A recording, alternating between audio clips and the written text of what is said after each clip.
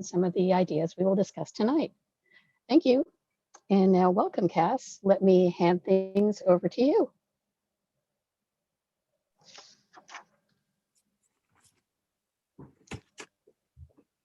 Wonderful. Thank you so much, Cindy. And thank you, Cooper Hewitt, for having me, and the Smithsonian Women's History Initiative for this great opportunity to share some ideas and some kind of, I believe, quite timely ways of thinking about childhood education and play. I'm going to share a screen.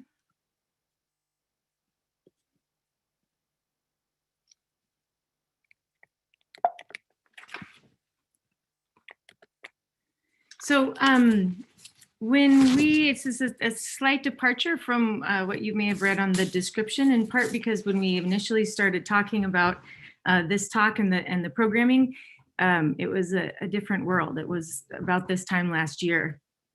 And as a designer who designs for collaboration and designs for children to interact and play together and meet strangers and understand each other through play and making, it's been a tricky time to figure out.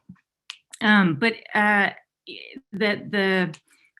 think we're any minute now, to put it optimistically, we'll be coming out of this. We have a substantial percentage of our global population, and by our I mean kind of humanity at large, who've been raised with the understanding that strangers are dangerous. Touching people, even the ones you love, is dangerous, and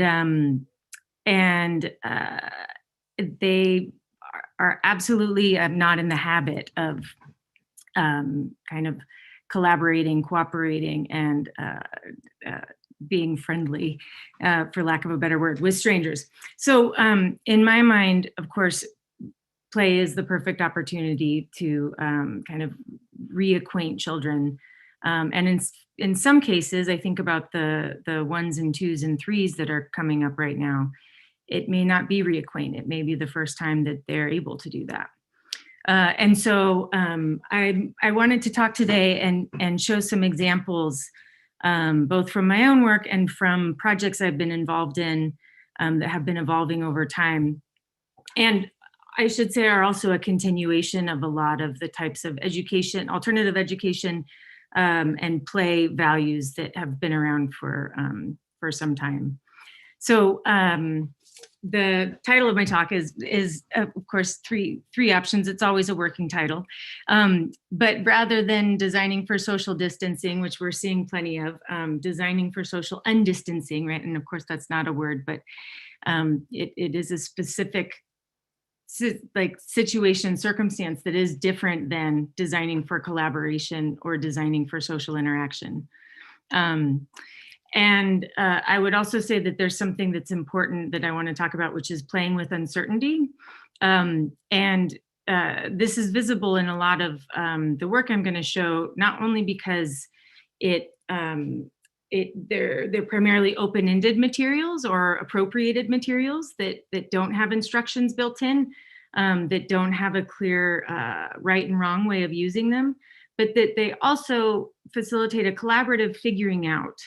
And that uncertainty and being able to play with uncertainty as a way of embracing and being comfortable with failure, with cooperatively, trial and error and doing it together and learning from each other's successes and mistakes, I think is something that will continue to be really, really important in the coming decades.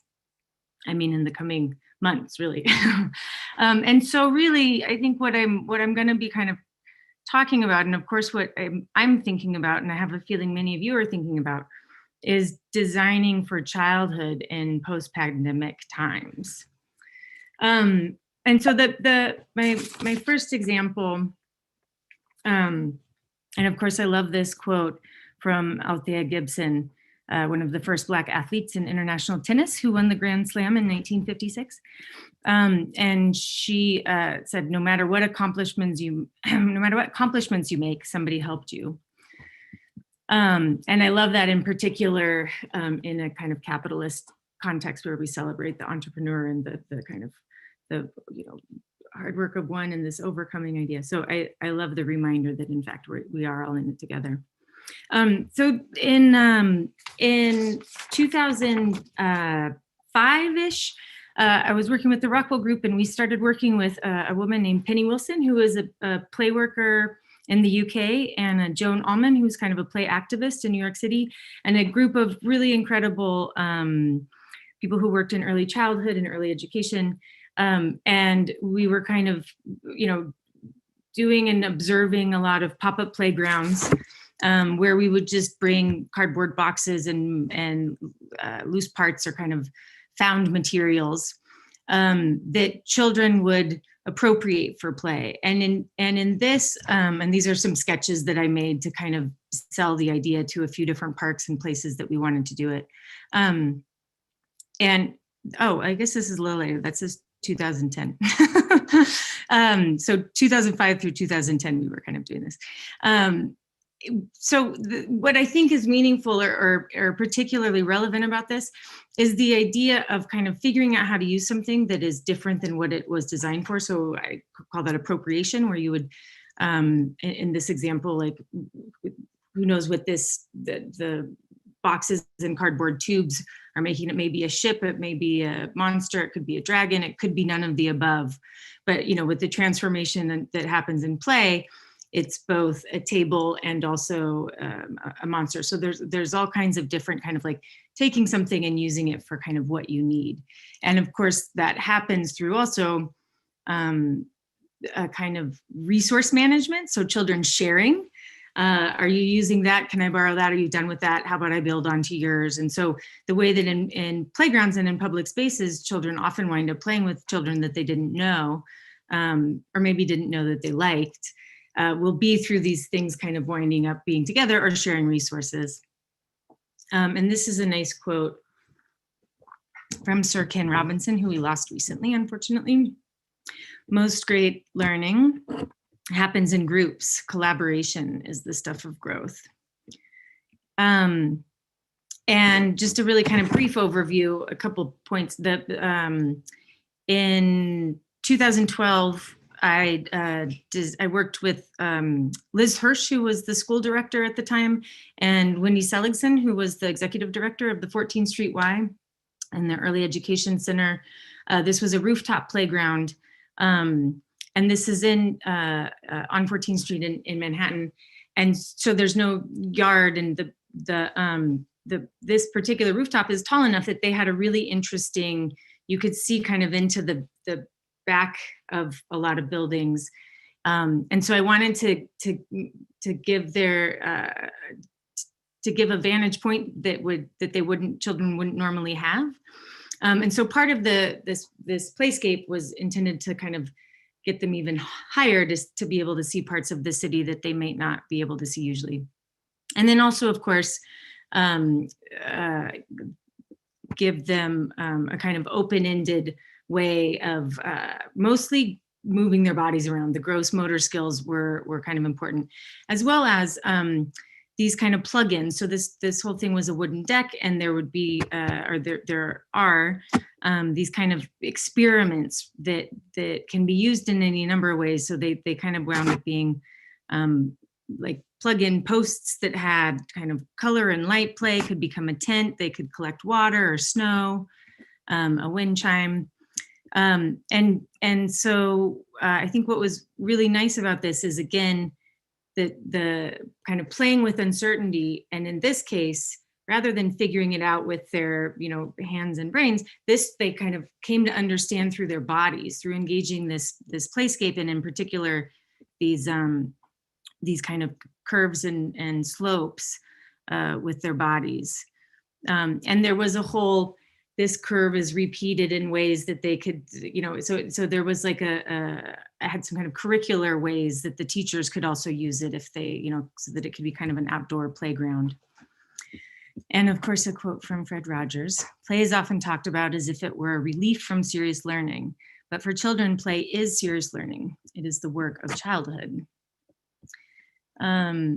And so with that in mind, just a quick, I wanted to talk briefly about Rigamajig, which was a pop-up playground that I designed for the Highline Park in New York City.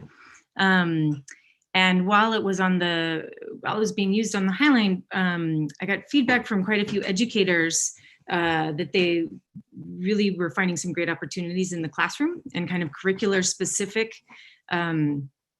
uses for it.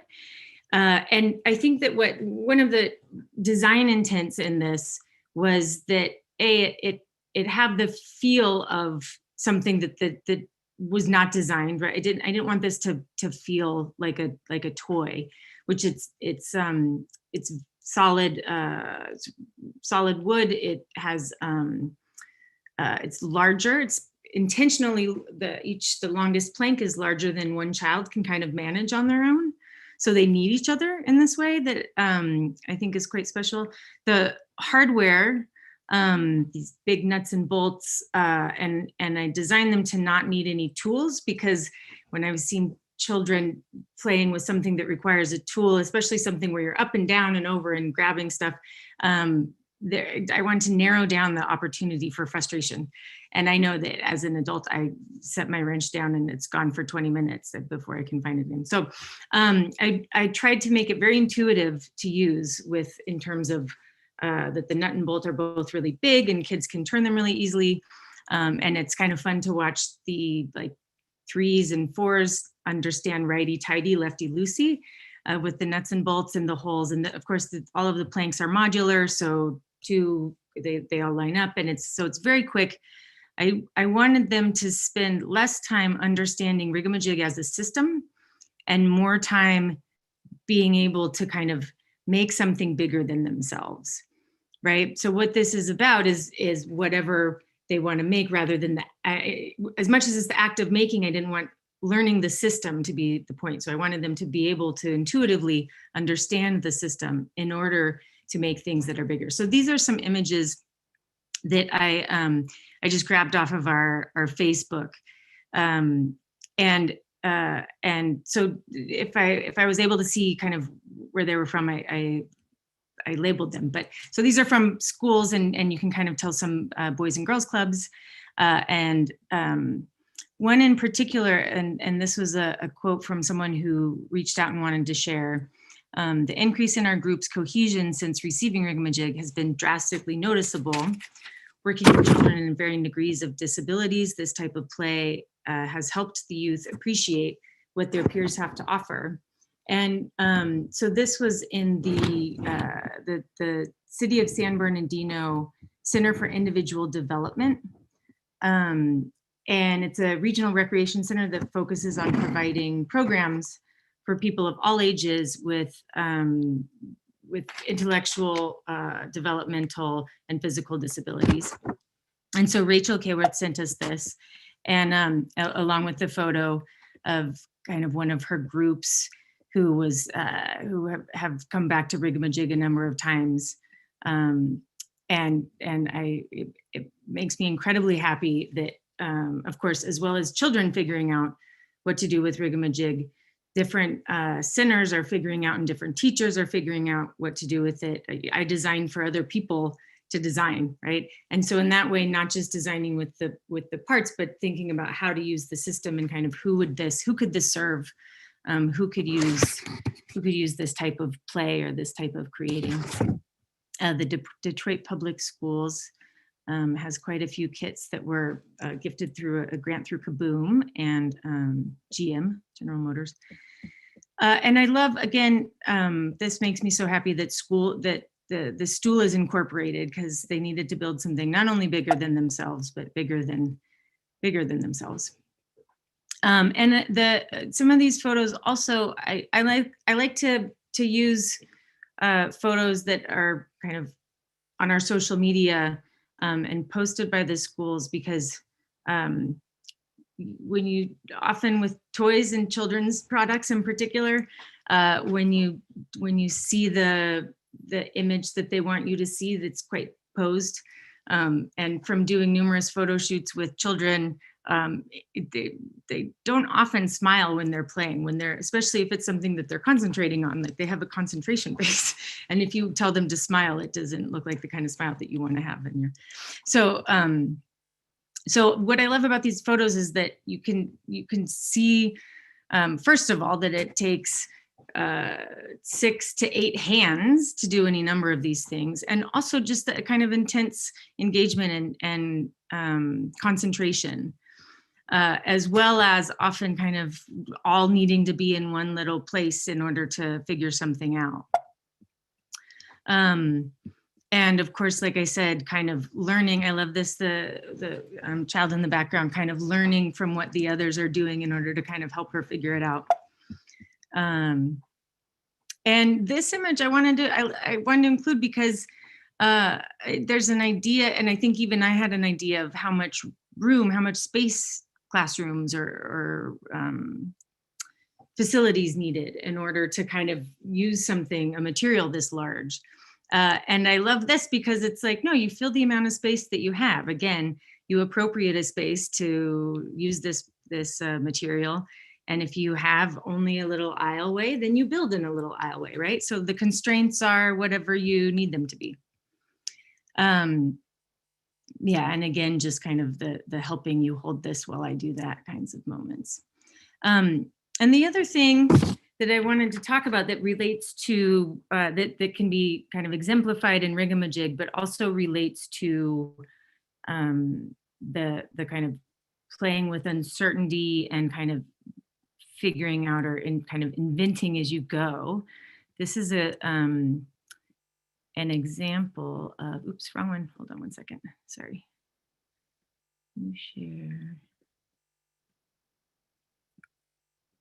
I'm not sure. Oh, there it is. Okay. I wanted to make sure I was seeing the same thing that you are. So this is actually a school in China, and so Rigamajig, I should say, is now it's now sold to children's museums and schools and libraries and maker spaces and after school programs and Boys and Girl Clubs all over the world. And we get videos occasionally and sometimes just through our own Facebook, or I kind of will Google stock my own product to see how it's being used. I kind of spy on it, and it's always exciting to see the things that I never would have thought of or necessarily designed it specifically for. But every once in a while, I can learn something about how it's being used and then design to enhance that even more. So with that in mind, I started seeing, not just in China, there was a couple libraries that sent us videos somewhere in the Midwest. I apologize, people in the Midwest. I know that there's numerous places within that category. Where children were making these spinning tops with Rigamajig. This is actually Rigamajig Junior. It's a slightly smaller version for smaller spaces. And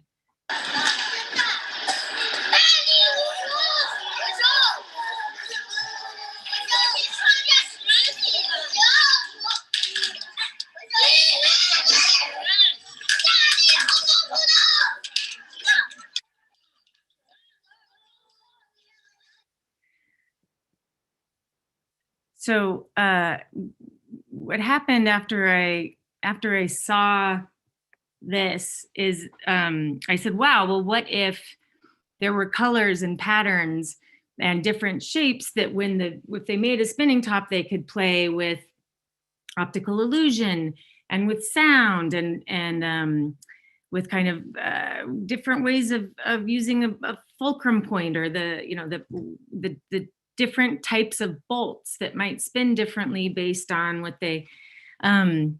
So then we went ahead and made a smaller kit, also because we're always trying to. It's high quality wood, and we make in small. Comparatively, we're not a giant manufacturer, so we're always looking for ways that we can get some things at lower price points.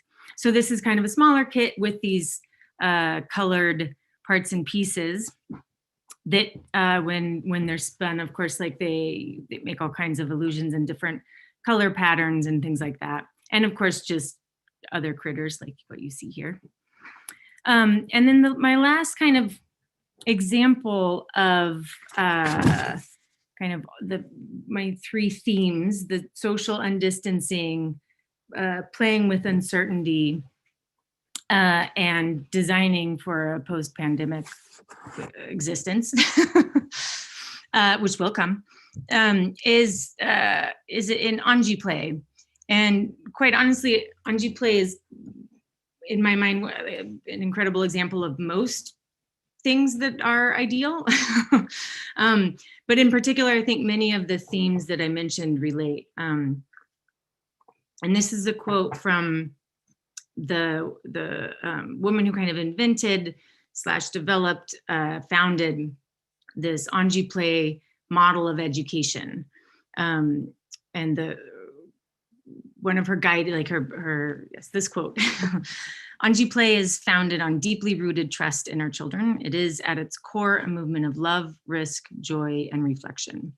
We owe it to our children, to ourselves, and to our societies and the world to embrace these core principles and support true play.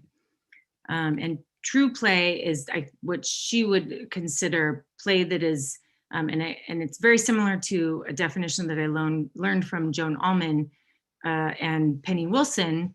It's also at the root of a lot of play work, and which is still a practice in the UK, but I think we have some play workers in the US as well, and have peppered throughout Europe a lot of adventure playgrounds that have play workers.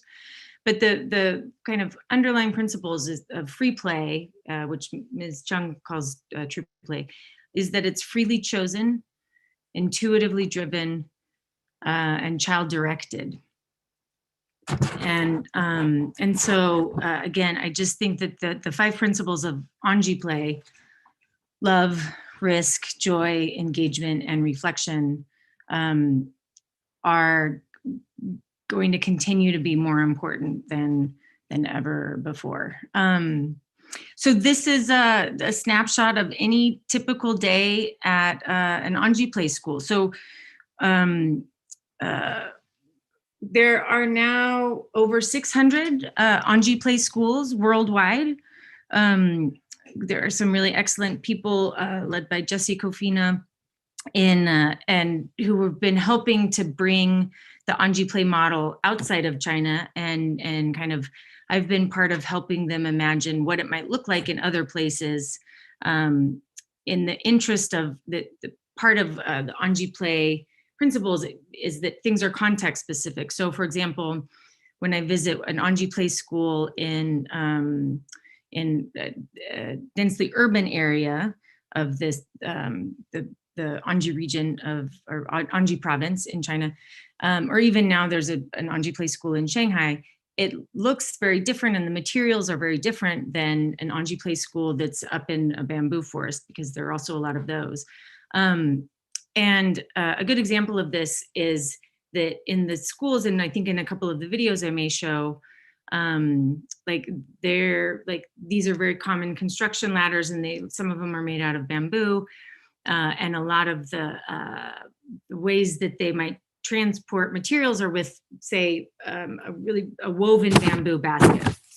And so in their context, that's a very common material that is appropriated for play. Children see this woven bamboo basket all throughout the city. People are using them to bring, everything around. And so our version of that is milk in the US is milk crates, right? So a woven bamboo basket, if we brought that here, that wouldn't be in line with an Anji play school, because it's not a common material, it's not context specific, and it's definitely not, in our context, appropriated for play. It's kind of a precious special object, which is which this model kind of doesn't make sense. So a lot of what happens as we're trying to kind of translate Anji play into these other countries and other educational models is trying to understand what any one of the core principles would mean in one context versus another, and kind of always coming back to the core principles as okay, what material should our ladders be made out of? Like bamboo doesn't make sense because it's not a common,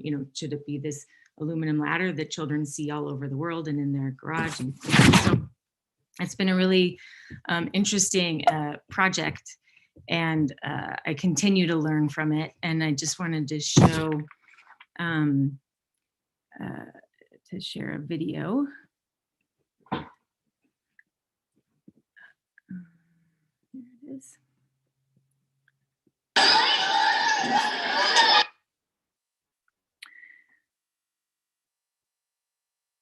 I'm not sure if you have sound. I hope not. I was,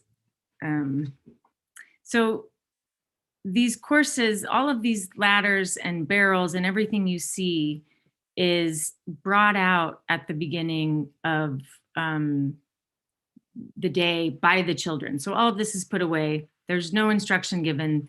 They come to school and immediately are kind of can do whatever they want. They take out whatever they want, and obviously work together to build and climb and make these kinds. Sorry about the video. This is me taking video with like whatever device I happen to have at the time, and I'm terrible at it. But as you can see, and of course, like problem solving, I see so much creating problems to solve in so much of how they play. And this, of course, relates to a theme that I have that runs through Rigamajig as well, which is easy is boring, right? And I think in play, it's definitely create a problem to solve. Okay, we'll stop that video now. Let me see. And so, so again, comfort with uncertainty. All of these children are making it up as they go. They're learning from each other. They're helping each other, and they're responsible for these materials. So they take care of them. They take them out. They put them away, and there's not a big difference between play and cleanup. And so this is Ms. Chung and I in one of many impromptu meetings where I brought all kinds of scale models and things around to try to kind of, as I said, standardize and try to make a system that, similar to what I was describing with Rigamajig, didn't require learning the system, rather facilitated the children learning or playing or doing other things with the system, right? So that there was lots of, and these are my dream conversations to have, if we have building blocks, of course we're all familiar with, and unit blocks in particular, if there's one really tall block, is that cheating, right? Should we instead give them 2 short blocks so that they have to stack them and therefore it's more likely to fall over? And when I say cheating, I just mean like, is that too easy, right? Do we want them to have to create? And the version of that in Rigamajig is that with 2 planks and a wheel, you can make a pulley, right? So a pulley is a simple machine and it is quite simple.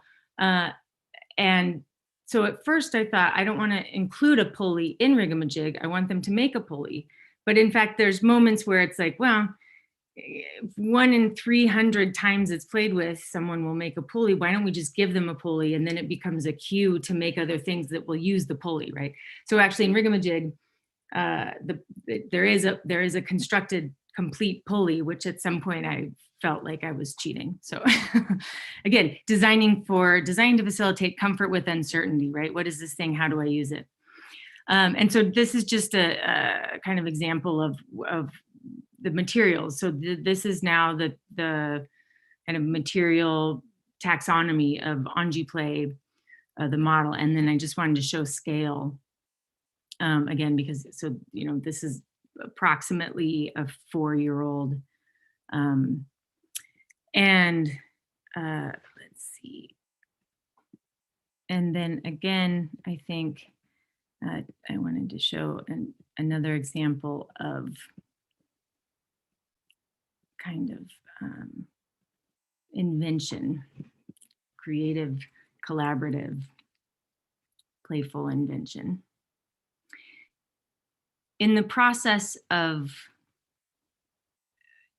standardizing or taking the appropriated materials that the teachers and principals and Ms. Chung had been so brilliantly using, these these barrels here, so the drums, these metal drums, as wonderful as they were, I suspected that we would have a hard time kind of productifying them, so that as more and more Anji Play schools opened and needed to be able to kind of buy or source materials that were standard, and we didn't want every principal to have to figure out, how to source these things. So in the process of doing that, it was kind of like, well, if we are going to design it, what else can it facilitate? So making the inside open, right? So in the barrels there are lids, but with ours we went ahead and left them open, so that there could be this kind of the study of centrifugal force. I'm going to play that video again just because it's really great. The difference of, and we have different size barrels so they can see. It's much harder to balance and walk on a small barrel. If the difference, and again, exploring and figuring out and understanding with their bodies, centrifugal force really, and then also of course like balance. And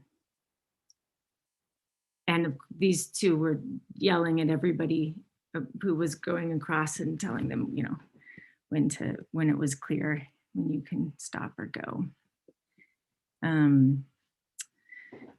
And one of the question always comes up anytime that I talk about Anji Play, which is as much as possible. What about cleanup? And as I kind of said earlier, there's not a large difference between the cleanup and play. In fact, there's kind of, and especially not speaking the language, I couldn't really ever tell. I just all of a sudden realized that all of the parts had been put away. And I asked a teacher, does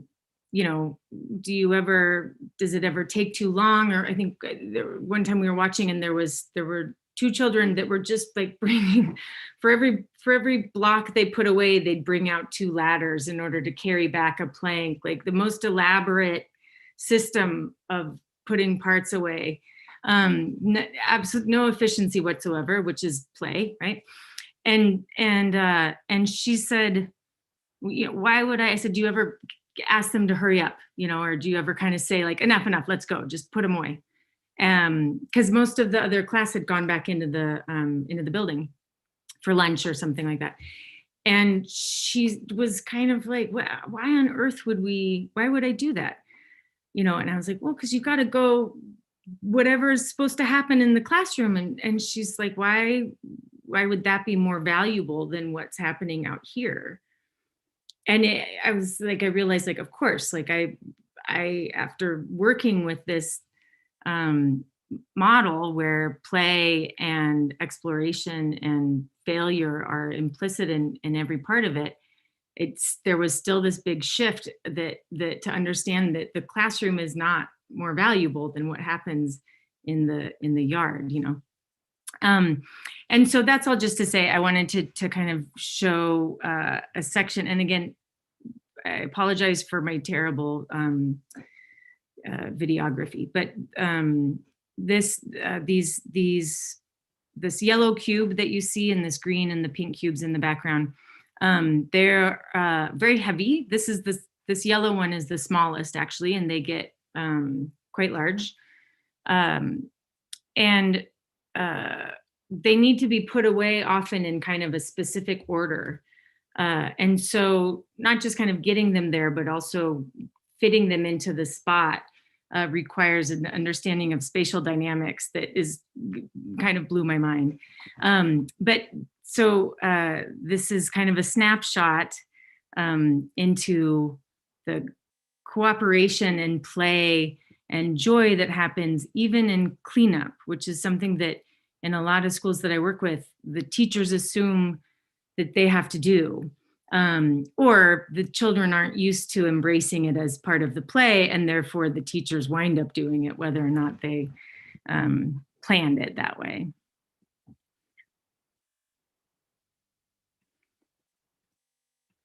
And so again, there's no designated way. You can see the blue one in the background, they put on a cart and somebody's pulling it. The yellow one, they were rolling end to end. These two girls carrying the mat cooperatively above their heads. It's a pretty exciting thing, the Anji play cleanup. It's one of my favorite parts of Anji play. And of course, another nice quote by Lady Ellen Hurtwood, who was pivotal in early adventure playgrounds in kind of post-war Europe.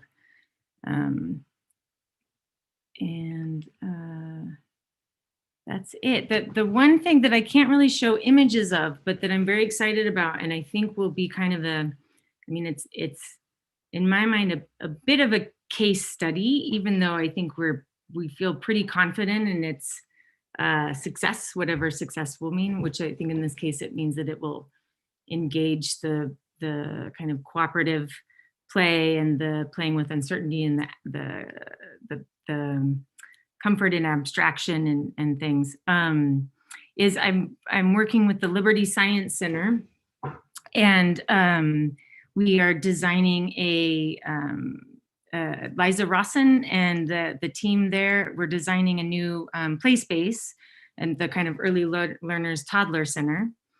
And we can't say much about it. It's still under wraps, but it will be opening in the October of 2021, so somewhat soon. And similarly, when we started designing it, it was a completely different world. And throughout the process, we kind of had to continue assessing what are our goals, what do children need, what does play look like, and it's been tricky, and there's been a lot of trust, and I think we've needed to be more brave even than usually one needs to be in designing anything or inventing something out of thin air. So here's a few resources, and I do believe we're going to open it up to Q&A.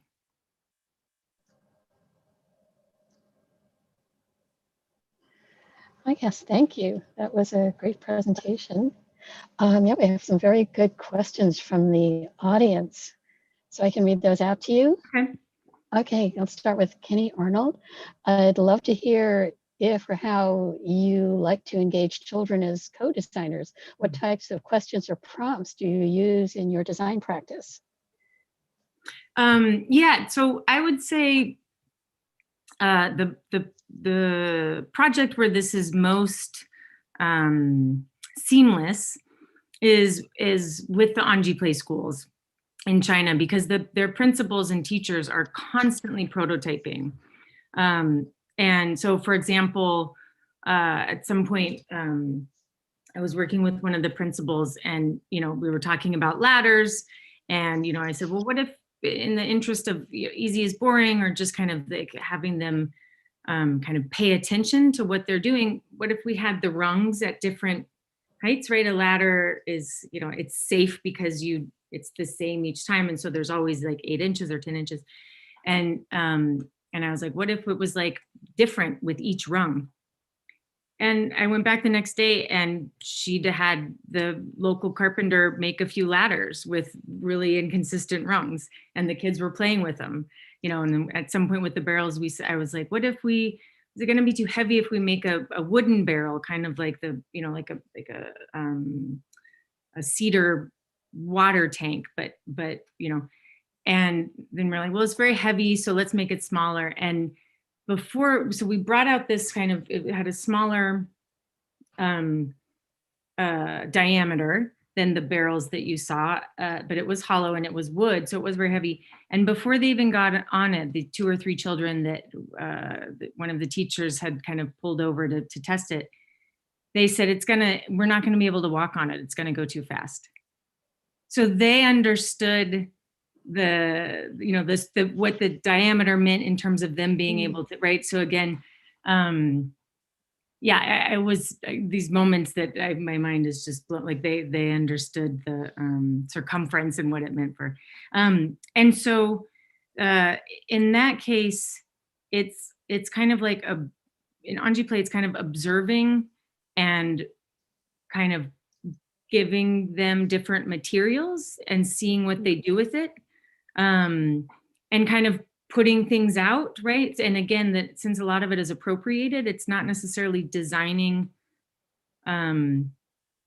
for them, and it's different than a saying to a child like, let's design a playground, which I've also done, and I've not personally figured out, nor have I seen too many great examples of how that can, especially with playgrounds, because there's so many tricky regulations. When you say to a child, let's design a playground, that when it's like a community effort and the playground is going to be built, and they draw, I mean, I like to do this exercise, but I never tell them it's going to be built, because usually their ideas are that it's made out of cotton candy, and it's almost always a water park. And so again, and then you kind of start to say, well, no, you can't make a playground out of candy. What if it rains? And then slowly it's like the child is like, this isn't even fun, and why do I, so the collaborative design process with communities and playgrounds can work. With children, it's there's so many constraints that won't make sense to them, that it's less effective. And I don't believe in saying we're going to build this and then not being able to build, or saying like design a playground and having them come up with these wonderful cotton candy water parks, and then flip to a year later, we give them a metal structure, that looks nothing like what they were told that they got to design. So in terms of the kind of engaging them in the process, I do, as an observer, I observe and talk to them about what they're playing with and how, and I like to ask, tell me about what you're doing, and I have some insights into what they're imagining when they're making what they're doing. And then lots of testing, lots of putting it out in front of, I have some pilot schools and some friends who are teachers. So I'll go and again, observe, and then talk to the children and talk to the teacher. The teacher, of course, always has incredible insights. And then also designing it so that it's feasible in a classroom. Yeah. Okay. We have another good question here from an anonymous attendee, saying, hi, Cas, curious what you tell adults who may not understand play in the way you framed it, though kids always do. I often encounter folks who are dismissive of play and worry this will be heightened post-pandemic. Yeah, me too.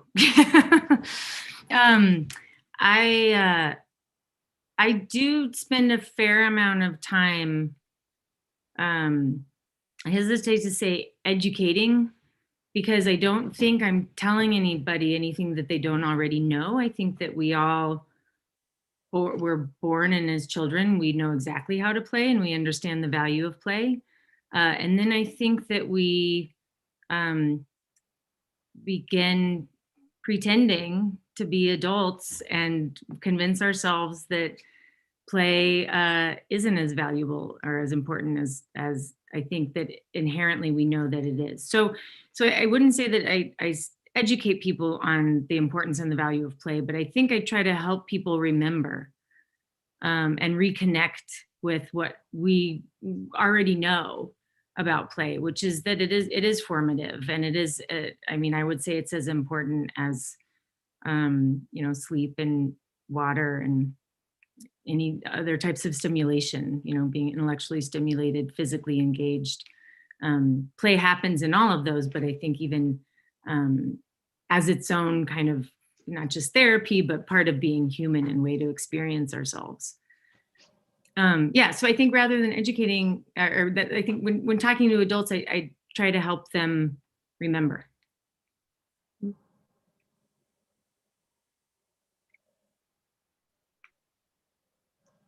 Okay, a couple of some more good questions. Mm-hmm. What would you say is the most important thing or things to consider when designing for other people to design? Mm-hmm. It's I would say it's harder to design for other people to design. I find myself having to take it back a few steps. I usually take it too far and then kind of back up a little bit.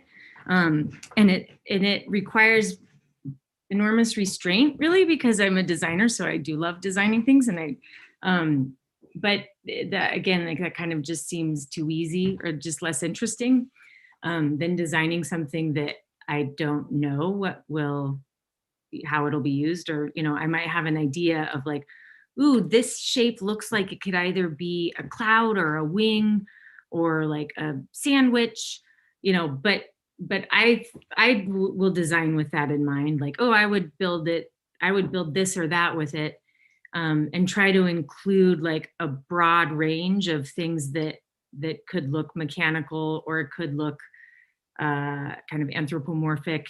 And then ultimately, when I talk to the children who are playtesting them, it's like none of the things that I would have thought of, which is, again, when I know it's a success. It's working. Yeah, and I think in general, designing for others to design, I think, requires trust, and trusting that people will figure it out. Yeah, trusting that people are smart and capable, which I don't think a lot of design trusts people. I don't think a lot of things trust people. I feel like whenever I watch any TV thing, I'm like, wow, they really think we're dumb. Like, this is what they think we want to see. Like, this is how they think we want to be talked to. I don't understand. And I feel similarly about quite a few products where I'm like, we don't need it to be condescended to. So I think when you're designing for other people to design, it requires trusting that they'll get it, or they'll figure it out, or they'll be excited. Or in the case of children, I think that they can feel seen when they realize that a material or a toy lets them be smart, or knows that they're smart enough to do it, right?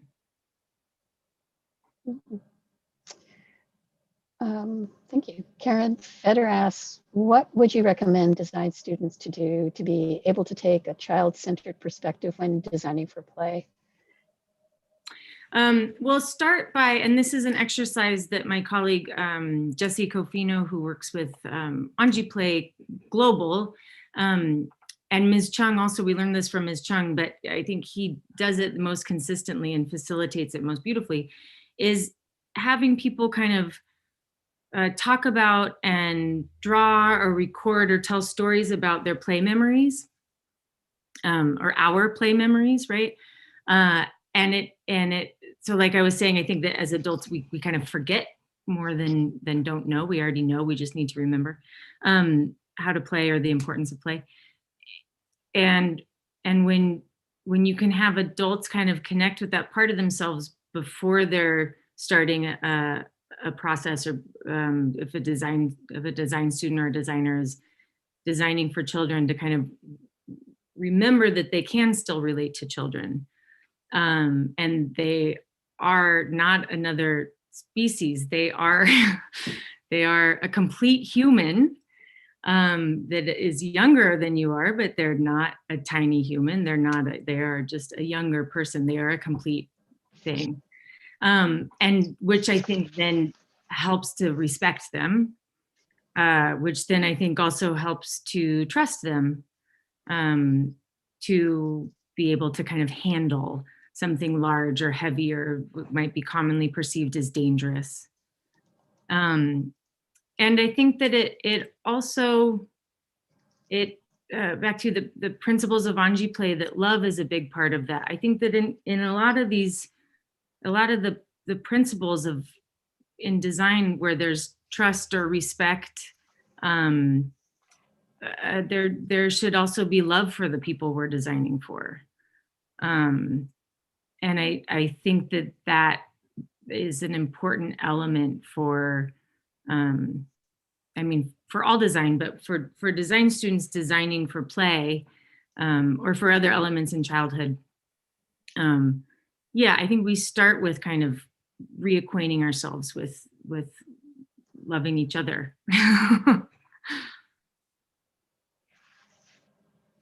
Thank you. Oh, another question specific to Anji Play. Samuel Square asks, how were the core principles of Anji Play interwoven into your design process when developing Rigamajig, and how the pandemic helped to create comfort with uncertainty, whether in this design system or in general? Yeah, and I designed Rigamajig before I was involved in Anji Play. So I would say and I had been involved in a number of playground projects that were not brave, and that in the end didn't really work, because that as much as my partners wanted to do something that trusted children and was challenging and respectful, end of the day, the kind of litigation, the fear of litigation and fear of having something that was too unusual kind of won in the project. And so I was coming off of a few very discouraging playground projects and feeling like I was starting to not design for what I knew was ideal. I was starting to design for what I thought was possible, which was disappointing, but also for me just began to feel like a constraint. Okay, so I might know what's ideal for children, and maybe we had it in the 60s and 70s, or we see it in these adventure playgrounds in Europe. But okay, whatever, we can't have that. So I'm going to figure out some in between so that children have better play opportunities, but maybe it's not going to be ideal. And then I saw Anji Play and was like, my mind was blown, because it's ideal, hands down, right? But I think similar things were happening with Rigamajig, where initially I had been told that it was dangerous, and that children were going to hit themselves, or that the pranks were going to become scissors, which is a terrifying thought as a designer, that you're going to injure the people you're designing for. But increasingly, all of the educators and people, my colleagues who work in early childhood and have spent their whole lives working with children, they continued telling me, no, this is fine. Like, children, there's a perceived risk. If it's heavy, they're going to play with it really differently than if it's made out of plastic, right? Like, if you hand somebody a hollow baseball bat, they're going to hit their friend on the head with it because they know it won't hurt. If you hand them a real baseball bat, they're probably not going to do that, right? There's a perception of risk. So I may have forgotten entirely what the question was. I'm sorry. Was it related to adults? I think, I'm sorry, I'm not seeing the question anymore in the feed. Well, where did I start with that? Anji Play Rigamajig. Oh, the principles, the principles of blood joy. So Rigamajig, those specific principles, I didn't learn or kind of come to understand how they manifested in Anji Play until Rigamajig was already in schools and things. But in particular, so I in playgrounds have been designing for reasonable risk, which is different than danger, and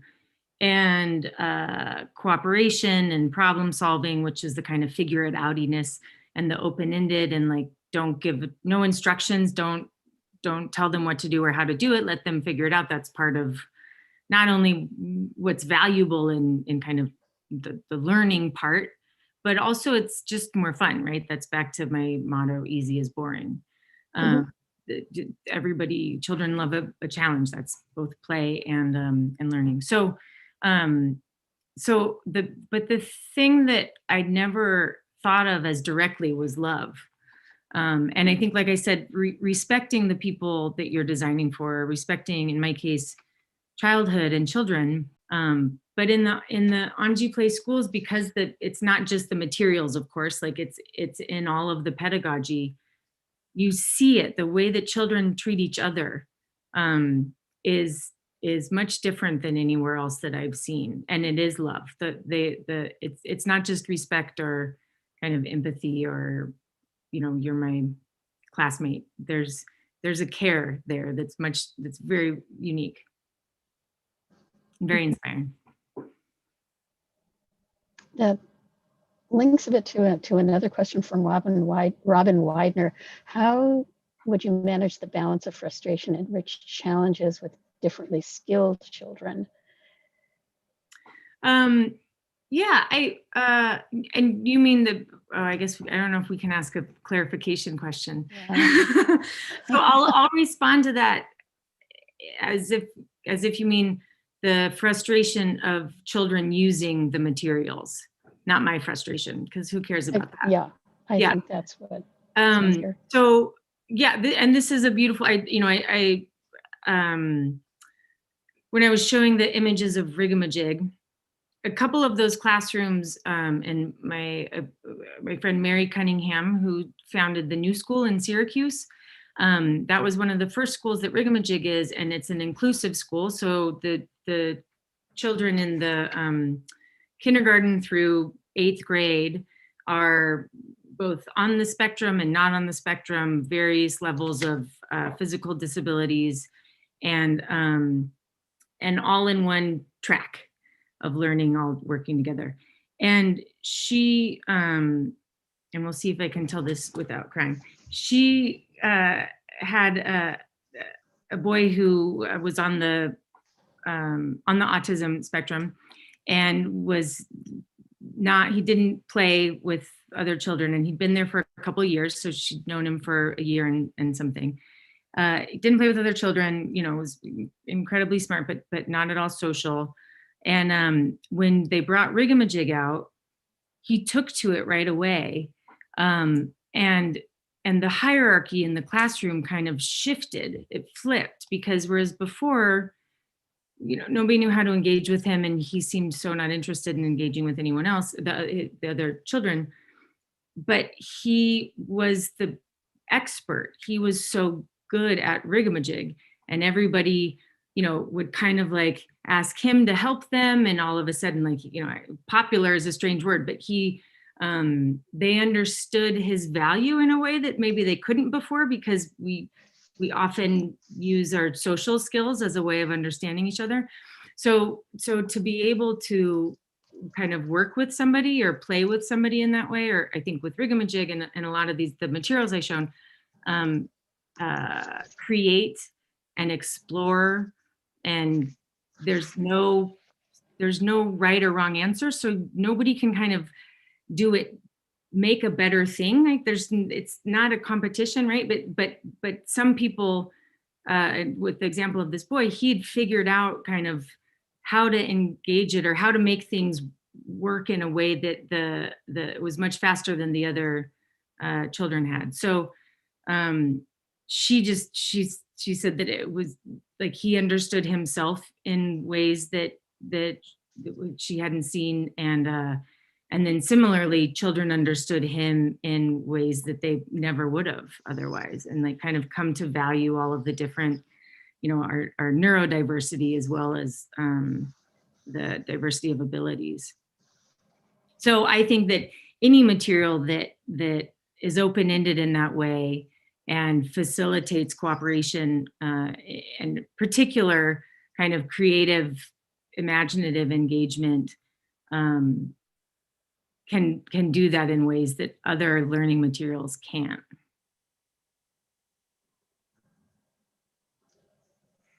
Very good. I think we'll take one last question from the audience. There's so many good ones here. It's hard for me to choose, and then we'll go into the conversation. Javier Solomon asks, have you interacted in any way with generative design while designing for play? I probably can't ask a clarification question, can I? Okay.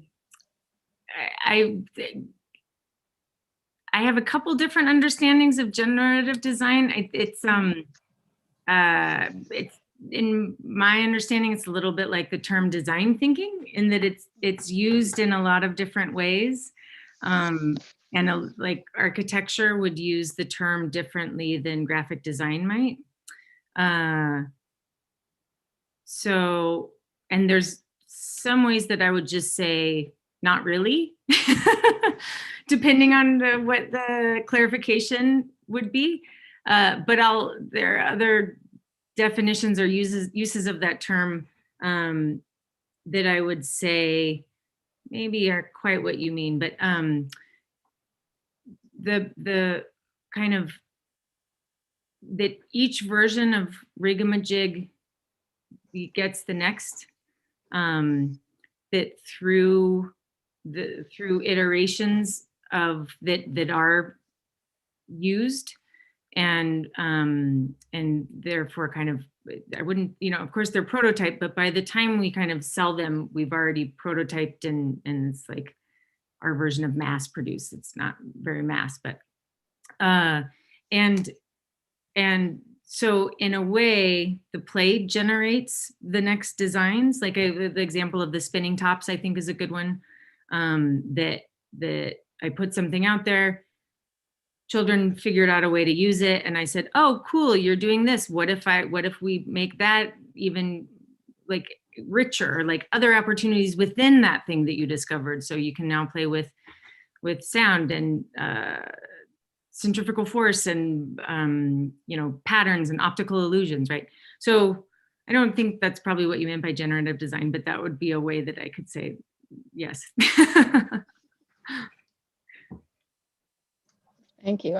There's so many more good questions. I'm sorry we can't get to them all, but if it's a good time, I just wanted to shift to a more conversational segment. And there may be some viewers who aren't really familiar enough with your background and your design philosophies. Could you talk a little bit about how your interest in play and how long you've had that, and what led you to become a designer in that area? Yeah, so I think I had a very playful childhood, and I was raised kind of in the woods of Northern California, and I was outside constantly, and usually, like there are things like the bike, and maybe occasionally kind of an object that I would bring out to play, but I mostly remember kind of just being around in the woods. My mom and I were recently talking about this tree that I used to climb, that now the stubs that I would climb up on are, 40 feet in the air, and I can't really imagine how I was. But so I don't think, I think somehow I feel very lucky that I don't know that I really ever forgot how to play. And that may be a little bit because in my experience of school was learning how to like be, I don't want to say this, basically learning how to act, like, oh, okay, so we're supposed to sit here, and it was like pretending to be in school. So I would kind of perform school, right? Okay, so now I can do this. I'm gonna sit still, and I'm gonna do this thing, and then I'm gonna write when I'm so that felt like play in a way, because it seemed so ludicrous that it was like sunny outside and we were in this classroom sitting in rows, and so I think that that's always been kind of odd. And I very early on knew that was the pretend part and the rest was real, right? When I was outside playing, that was real life. And when I was in school, I was pretending. And so that kind of like made its way into a lot of things that I did in life. And I didn't know there was such a thing as a designer.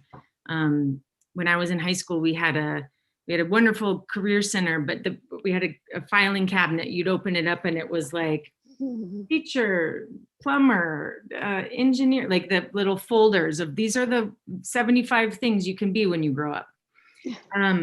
And artist certainly wasn't there. And I think, my family kind of encouraged my creativity, but I don't think any of us knew it could be something that I could be when I grew up, right? Certainly not pay the bills with it, which was always important. So, and a giant concern of my mom's, understandably, was like, okay, you're weird, we love you, but like, are you gonna be able to support yourself? So, I wasn't 20, or it wasn't until I was 28 that I kind of realized like, I want to be a designer. So I went back to school. I went to Cranbrook, which is an incredible design school that I would say also kind of exemplifies a lot of the principles of Anji play, and that it's very self-directed. You have an enormous agency over what you do and how you do it, and it's intuitively driven. There aren't grades. Why would you put a grade? Like, what's good work and bad work? Why would you? Are you in your studio because you want a grade, or are you in your studio because you want to do amazing things, right? So the removal of all of these kind of extrinsic motivators, I think, gives people a chance to really do the kind of work that we're driven to do. So I went to Cranbrook, and and a lot of what I was doing was playful, and I think kind of considered sculpture at the time. And ultimately, as part of my thesis project, became GMO. And that was kind of with my interest in making an interactive sculpture that people would interact with, that could have multiple interpretations. So I wanted it to be void of identity, right? It's not clear with GMO. It's not, some people think it's a bone. Some people think it's a tiny alien. Some people see it as part of, right? And so I did a lot of, I spent a year developing different shapes and different ways it could work or connect. And at some point in the process of doing that, I started reading about education and started thinking more about toys. And my own experience as a child of being so frustrated by gendered toys, by the time I was 6, I think I was pissed off about it. And then also just kind of being aware of that as an adult, and maybe kind of just taking it as like, it's just this, stupid thing that we have, that's socialized the same, like all gender is a performance. It's socialized the way, so we're like now used to this thing. And then kind of saying like, oh wait, no, actually maybe I could do something about this, right? Maybe there's an opportunity that other people feel similarly. And more importantly than that, if it's interesting enough, then it will engage children, and the adults won't care if it's kind of breaking some other rules of normalcy. So yeah, it kind of unfolded from grad school. I kind of just was able to, I worked while I was launching GMO, and that kind of took me on a world tour of design fairs, which was incredible. And I was working at the Rockwell Group on a bunch of really fantastic projects, and including the Imagination Playground. And while I was, also doing GMO and starting some other projects of my own. So yeah, it's just kind of always made sense. Mm-hmm. I know you've talked about now going to different sites and working with educators and designing for specific sites. Do you, in doing a little reading about your work, I've also, I know you have your own company and a place where you also prototype and design called Camp Fun. Mm-hmm. Can you talk a little bit about that experience, what it's like to work in that setting, and what your process is? Well, I'm here now. So I live most of the time in Brooklyn, and then part-time at Camp Fun in Rhode Island. When I live here, when I live at Camp Fun full-time, it's when I bought it, it was off the grid. So it's a lot of work, and it is 5 acres and 7 structures and a pond that last year we got a beaver that flooded things, and we've got, you know, my dogs keep bringing deer legs back from the woods. Like it's not a predictable work environment in a way that owning a business requires. So yeah, and we ran out of water this year. We had a well that was fine for 8 years, and then out of the blue we didn't have any water, and then because my well was hand dug, so we had to get a new well that's 400 feet deep. So it's amazing in that that's interesting to me, but it's also you know, easy's boring. So I do a different kind of work in both places. And as a designer, it's interesting when I'm at Camp Fun, and I have a toy library behind me. I've got a book library over there. We have it's a mess, but there's, you know, a model shop and a wood shop downstairs. And all of those things are part of my process. So when I'm here, I'll sketch, and then I'll go down in the wood shop and kind of prototype something really quick with a nail gun, and or I'll go over and, you know, cardboard and whatever to help figure it out. And that's great, and I love that as my process. And when I'm in Brooklyn, because I don't have a big shop, I figure out a lot more things through sketching. Mm-hmm. And I think there are big advantages to both. So yeah, that's kind of the best thing about Camp Fun, and kind of the reason that it's the reward for that it's a lot of work, and even though I also love taking care of things, and obviously problem solving.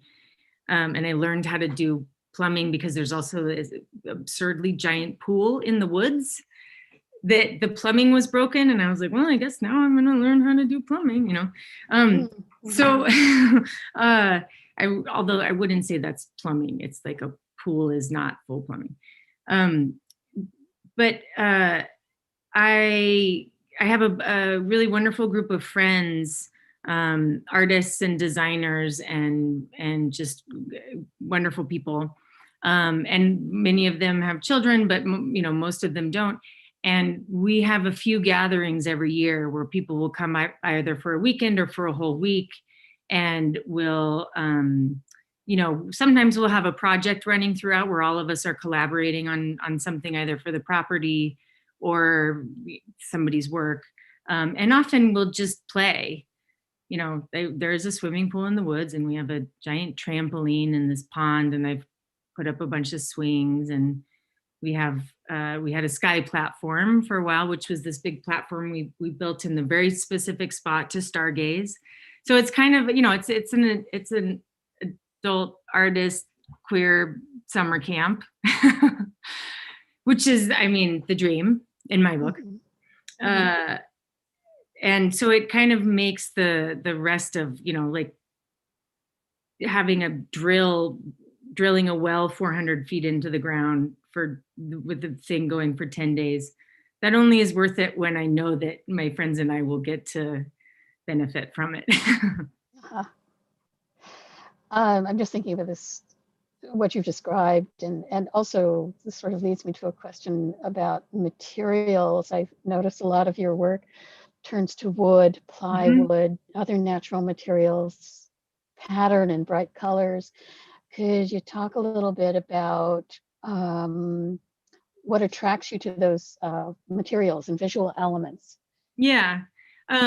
Well, children deserve real materials. They can, again, back to respect and kind of love and trust. They know when they're holding something that's plastic and cheap, and when they're holding something that's wooden and real and well crafted. And I think that when we give them like cheap disposable plastic things, we're communicating something to them that I don't think is what we want to be saying. And so, you know, by giving them quality materials and well-crafted objects that are challenging and I think that we're kind of telling them, you deserve this and you can handle this and you should expect this, right? And I think that it also, of course, like that impacts how they make decisions later in life around what kinds of, like how many disposable things they, do I want to invest in this one thing once, or do I want to buy it for half price 13 times and hate using it? Curse every time that I go to use it because it doesn't feel good to use, right? And then the other part of that is that a well-crafted, and wood in particular, allows taking care of, right? There was a school that I worked with in Seattle. I think it was the University Child Care Center, maybe that might not be the right name, but some version of that. They really wanted to put Rigamajig outside. And so I had a kind of a special kit made for them that was cedar. And cedar's tricky. It's a great outdoor wood, but it doesn't splinter. There's a lot of problems with wood. Like I think about how things will break, and I design them to break in a way that won't be dangerous, right? So different woods splinter, and if it, like, wood inevitably is gonna get some dings, right? So when it dings, is it gonna stab you, or is it just gonna be a little bit furry, right? So cedar's kind of great with that. But they needed to oil it, or it would start to crack. And at first that was considered an issue, and we were trying to get the cost down, and if I were gonna finish it, then it would, whatever. So I said to one of the teachers I was working with, I said, this might be kind of a fun activity. Could maintaining their toys be part of their year, right? Like, why do we assume that when school shuts down, then, the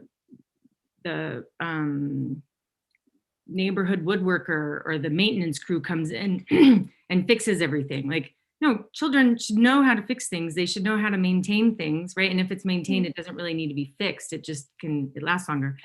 And so we talked it through, and I kind of figured out a kit of parts that they could use to kind of inspect the planks, and a low VOC or a non-VOC, because of course, like, we weren't going to give these children polyurethane, like an oil that they could use that wouldn't be fumey, and they love it. And I think they do it. I haven't talked to them in a while, but I think they do it every year. And I love the idea that they take care of their materials, and often they're done. So a lot of those children are graduating out of either the grade that uses that playground, or they're going to like the junior high or something. So in many cases, they're taking care of the toys for the next class to use, which is, I think, again, that might be a nice example of where one can design for love, right? I think to prepare something for your peers that will come in after you is a really nice gesture that I feel has love. Okay. That actually, this idea about materials too, led me to think about the group of museum objects that you chose for the workshop coming up, and thinking about the museum collection. What I'm very curious as to why you chose this group of objects. Did it have to do with materials, the choice of materials, their longevity, what they were, or was it an element of storytelling or narrative that attracted you to the group of objects you've selected? Yeah, all of those things. I think primarily, and maybe all of those things, like my initial reaction to an object, which is kind of at its core all of those things, but my initial reaction is often curiosity. If I see something and say like, oh, that's curious, what was that, right? Or when you're in an old building and you can see, I call them industrial scars, but you can see a place where there once was there's like a big mark in the beams where it's like, oh, there must have been another beam there. Where would that have gone? Or sometimes in a friend's studio, there's this random track and a couple of pulleys, and we still can't figure out what would have been what that would have been used for. And so again, that kind of like, I love figuring out or even imagining, even if I'll never know what the answer is, kind of imagining what it might be. And so these objects that we're going to play with next Wednesday, I are all very curious.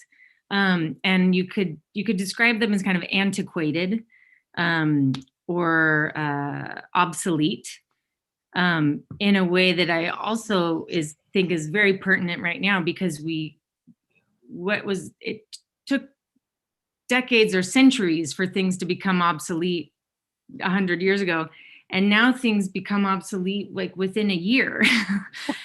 We like design for like what we need right now. And we don't seem to be like considering, do we actually need this? Wait, what is it? What is need, right? What do we, and what problem are we even solving? Is that actually a problem? So I think thinking about what it means for a product to be obsolete is really important for designers and everybody. I mean, it's interesting for everybody. We just as consumers, I think it'd be good to think about that more. And I think it'd be good. I mean, wow, we really, really need to. But in particular, designers, which you can frame it as sustainability, you can frame it as good design. But it's in a way, I think our products and the objects around us are kind of their cultural artifacts. They tell us something. So I have here this to-go mug, right? And I would bet that, I'm not an anthropologist, but I would bet that 50 years ago, this would have been so strange, right? Like, why would you need a to-go cup for your like, you sit down and drink your coffee, right?